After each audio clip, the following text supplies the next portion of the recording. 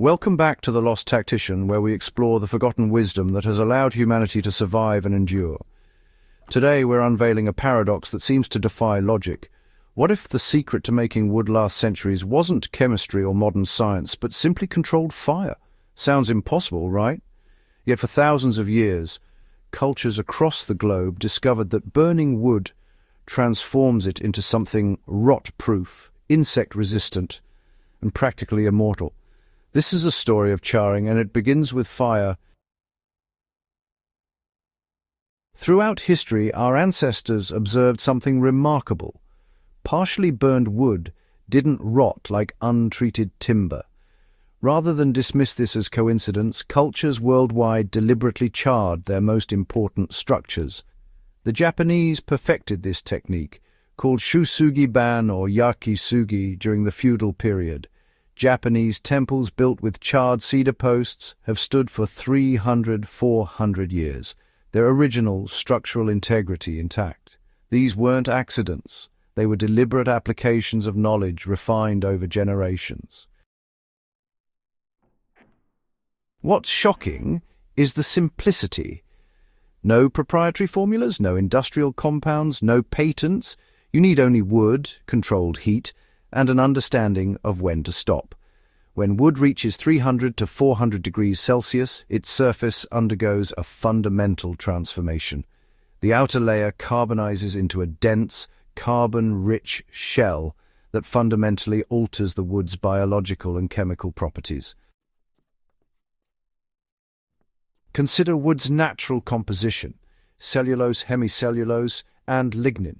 Organic compounds that become an all-you-can-eat buffet for fungi, bacteria, and termites once the tree is felled. But when heat is applied, everything changes. The cellulose and hemicellulose burn away entirely. What remains is a carbonized layer composed primarily of carbon and lignin, materials far less appetizing to wood-destroying organisms. When we look at the wood under a microscope, we see a dramatic transformation. The surface becomes dense and cracked, kind of like alligator skin.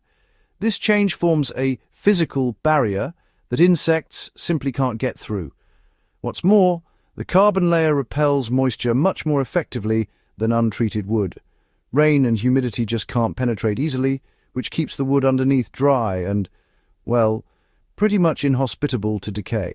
Plus, the carbon layer shields against ultraviolet radiation, which would otherwise degrade the wood and speed up deterioration. The end result? Wood that can last for decades or even centuries with very little need for intervention. The historical evidence for this technique is honestly overwhelming.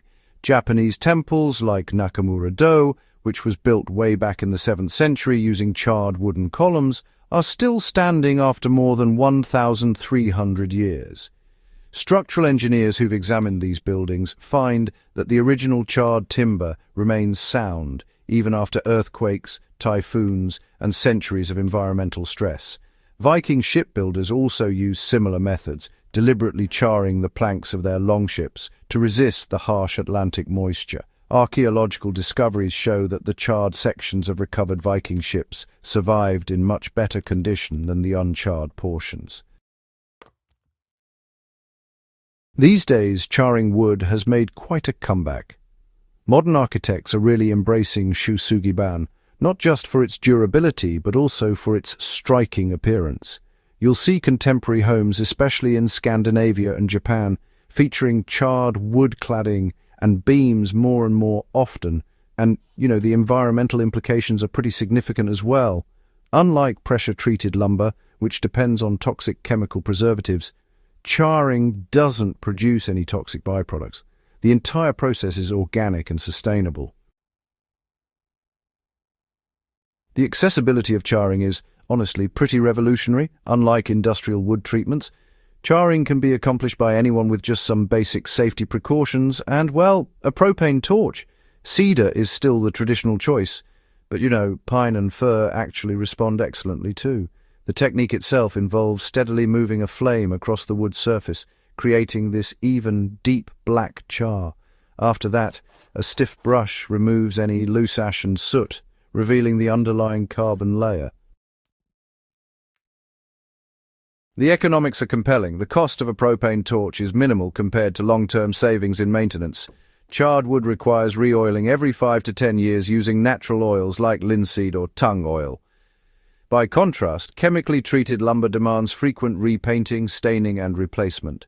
Over a structure's lifetime, charring emerges as both the more durable and economical option. Safety must be paramount. Charring requires outdoor conditions, fire-extinguishing equipment on standby, and proper respiratory and eye protection. But these precautions are straightforward, and the process poses no greater risk than many common DIY projects. As chemical concerns grow and environmental consciousness deepens, charring stands poised for widespread adoption in construction and infrastructure. Building codes increasingly scrutinize chemical preservatives, and architects are rediscovering that the oldest solutions often prove most revolutionary. The carbon footprint of producing industrial chemical preservatives begins to look troubling compared to charring's simplicity. What charring ultimately represents is a principle extending far beyond wood. Sometimes the oldest methods aren't relics of a less sophisticated time, but forgotten solutions refined through generations. Fire in human hands has always been transformative. In an age of synthetic solutions, the charred truth whispers something profound. True durability comes not from complexity, but from working with nature. Thank you for joining us at The Lost Tactician, where we uncover the survival wisdom history has taught us.